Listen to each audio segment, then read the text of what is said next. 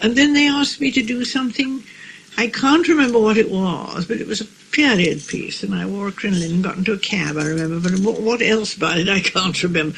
But the Bolting boys really got me out of a rut and gave me better parts than other people. And I've always been so terribly grateful. Now there's only Roy, of course, and John died, but and of course Roy did one of ours, you know, one of Miss Marple. Yes, it was very nice to see him all over again.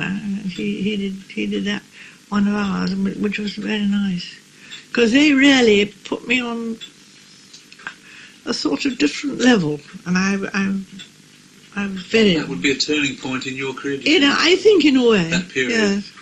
But I mean, you know, I just went from job to job like you go to a bank in the. I mean, it's.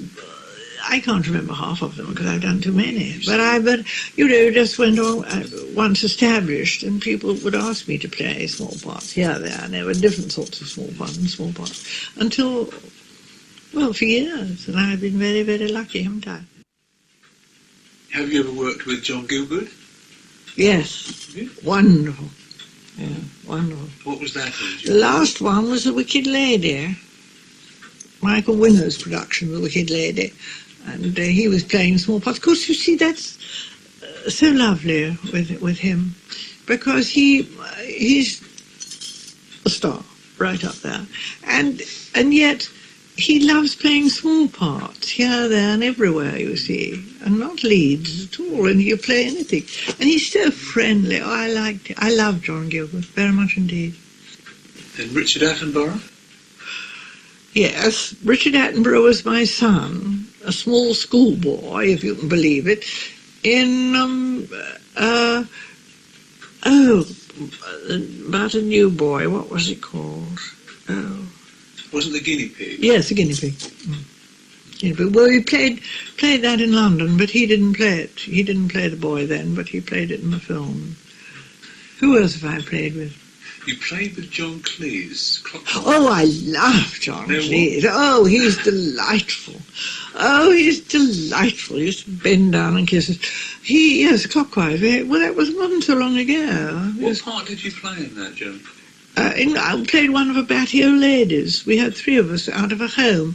And you see, his wife, John Cleese's wife, I had to follow him. I can't remember why, because she thought he was going off for somebody, but really he wasn't. He was trying to get to his work. He's missed the train, and he went off with the girl. Do you remember that?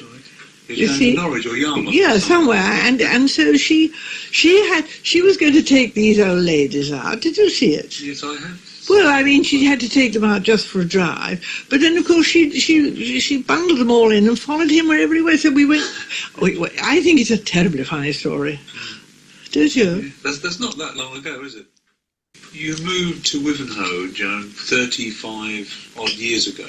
33. Yeah, I can't remember now. Yes, a long time ago. What were your first impressions? Well, you see, we came because we had a boat.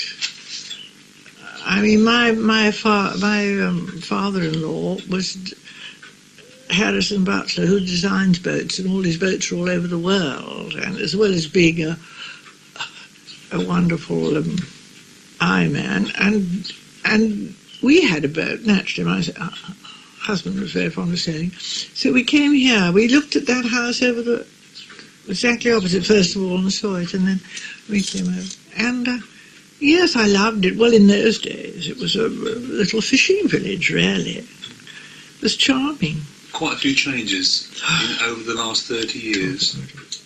Well, we were joined on to Colchester, really, and of course that university. I mean, how did you fit in with local life?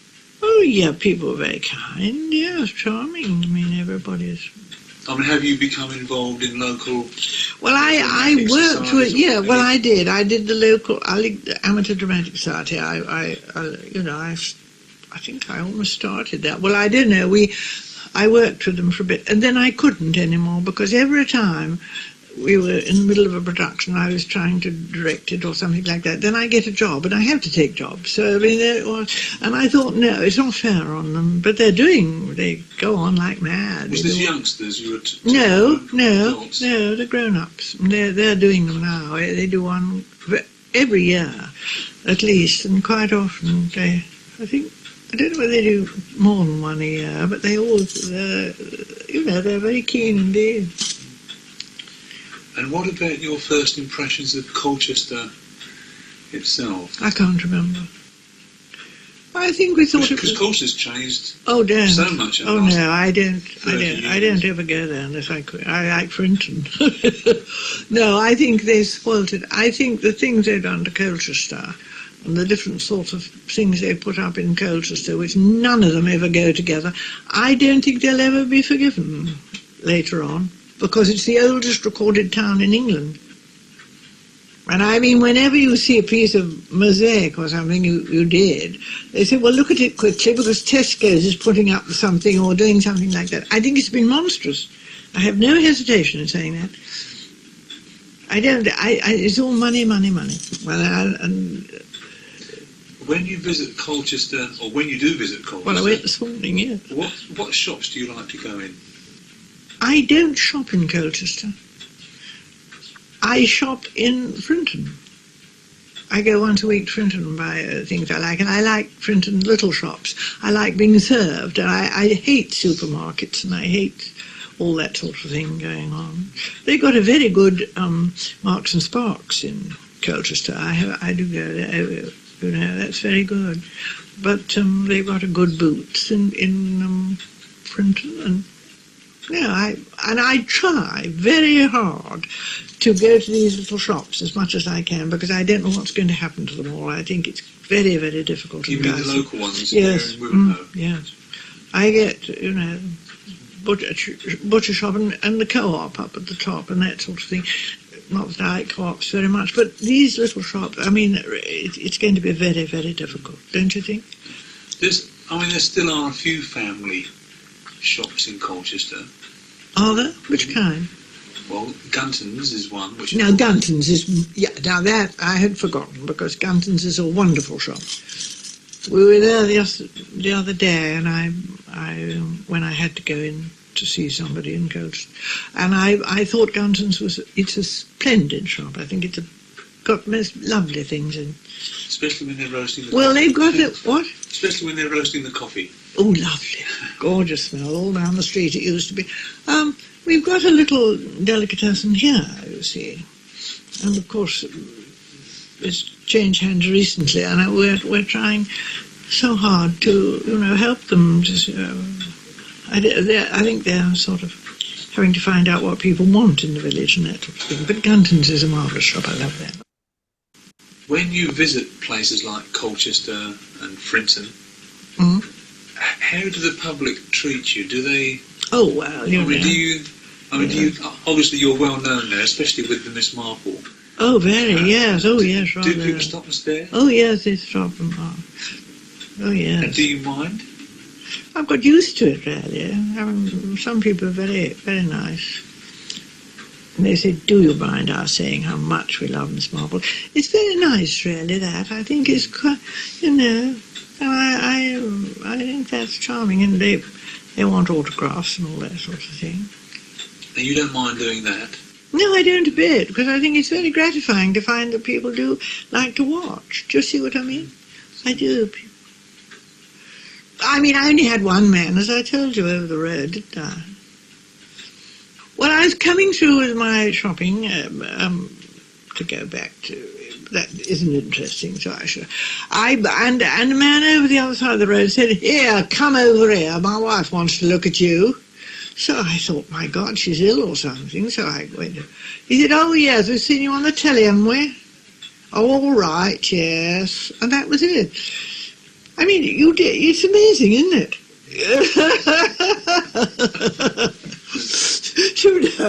It's very funny, I think, don't you? This is a local chap you're talking about. I don't know where he came from. I haven't seen him. Well, he was walking on the other side of the road with his wife. I don't know. No, I don't know. How do the locals treat you? Like Mrs. Butler. You're Mrs. Butler? Oh, yes. They're very sweet, and they tell me when they like her. They said, well, we didn't much like the last ones quite so much, but they're all, they're sweet. No, they're awfully nice. I'm just Mrs. Butler in the village. Well, it'd be very tiresome if I weren't, you see. Do you feel that you're privacy is invaded at times, though, because you live in the middle of the village? No, I can't say it's ever been. Except once when some woman opened the garden gate and Nick went out to see what was going on. He said, can I help you see? And she said, no, I'm just looking round. You see? They do behave in a very strange way, don't they? Don't you feel? I think so, yes. I mean, I would no more dream of opening a garden gate or a tall gate like that and looking in somewhere, would you? Well, no normal person would. Well, I mean, you'd never cross one's mind to invade one like that, you see. I mean, no. Perhaps they feel that you're public property, you know. Yes, they do. They do. And I'll tell you why they do. Because they've paid their fee to see you on the telly, and they feel...